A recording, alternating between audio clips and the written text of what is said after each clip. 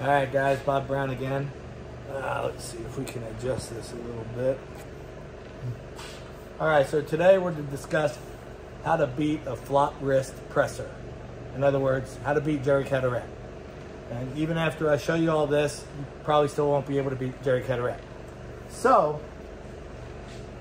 whether the guy is a flop wrist presser or he just ends up there because he's a hooker and I folded his hand, either way, if you find yourself stuck and you can't get through this block that he has, here's a way.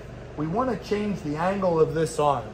So if I slide my elbow from the right side to the left side, you'll notice his arm angle, it changes.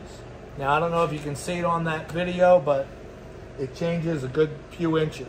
And because he's pressing straight down to go from here to here, if you can stop him, you're strong enough to do that.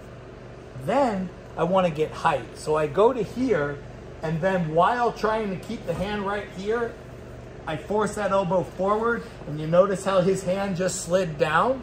So now, hopefully, you got enough pressure to just finish him. But let's assume you don't. His hand's still crazy powerful. Now maybe I can get behind and push down, okay? Or a lot of times, as I've got him flopped, I've got pressure, his pressure will transfer down my forearm, okay?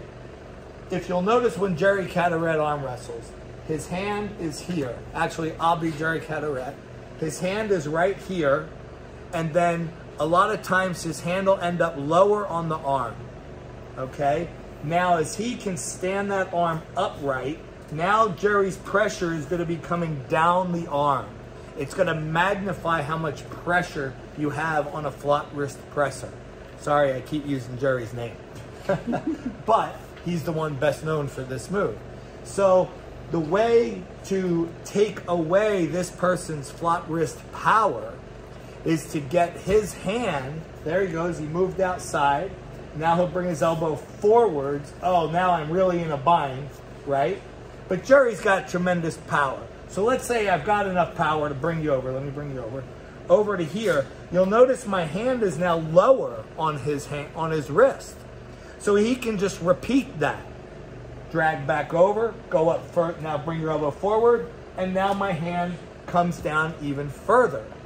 So that's what you're trying to do, is to get that flop wrist presser to have his hand slowly work down your forearm, because it's going to magnify how much pressure you have on him.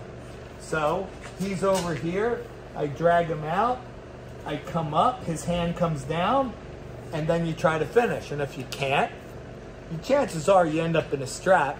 And these movements that you're seeing where his hand slid down my forearm a lot, they're very small movements inside the strap, but they still work. And even the littlest of movement of a hand inside a strap or down or up an arm can magnify the leverage tremendously. So there you go. How to beat Jerry Cadorette. Good luck. Good luck. We'll see.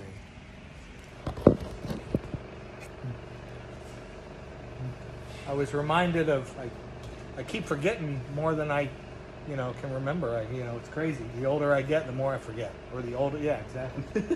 So let's do that flop wrist press again, because a lot of times, I remember John Brzenk, he didn't want to get into this position with Jerry Cadorette, with him flop wrist pressing. But John felt he could beat him in a hook. So John just gripped him low. And so when he went to press, John just drug his whole arm over and was successful at doing it. Now here's the reality. If you've got a flop wrist presser like this, a lot of times you can force that match back into a hook. It takes a lot of, when this person's driving down so incredibly hard, it's hard to force it back into a hook. But again, take your hand high. Again, if you can get them to open up and get high, you can force that back into a hook. If you're a hooker, and he's a flop wrist presser, so let's say he's forcing the flop wrist, you know? I mean, we all saw Todd Hutchins pull against Jerry Caderet, and Todd was trying to hook him and ended up in this position anyway. If Todd could get him over here, stand his arm up, he could then down pressure and force that back into a hook. And then it changes the game, and now you're in a hook match. Hopefully I can piece all these together.